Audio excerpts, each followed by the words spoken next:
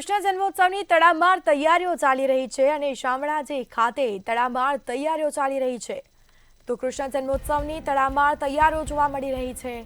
યાત્રાધામ શામળાજીમાં હરખની હેલી જોવા મળી છે। ભક્તોમાં ઉત્સાહનો માહોલ, હર્ષોલ્લાસ સાથે ભાવપૂર્વક ઉજવણી કરવામાં આવશે।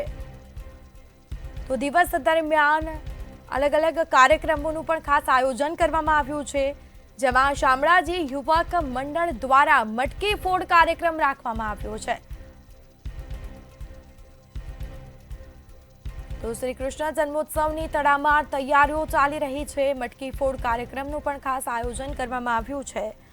યાત્રાધામ શામળાજીમાં હરખની હેલી જોવા મળી છે। ભક્તોનો ઉત્સાહ પણ સમાઈ રહ્યો નથી, એટલો ભક્તો ઉત્સાહિત છે। શામળિયાના દર્શન કરવા માટે વહેલી સવારથી ભક્તો પહોંચી રહ્યા છે। દેશમાં કૃષ્ણ જન્મોત્સવને લઈને વિવિધ પ્રકારથી ઉજવણી કરવામાં આવી રહી છે, ત્યારે અરવલ્લીની ગિરિમાળાઓ વચ્ચે આવેલા યાત્રાધામ શામળાજી ખાતે પણ અલગ અલગ પ્રકાર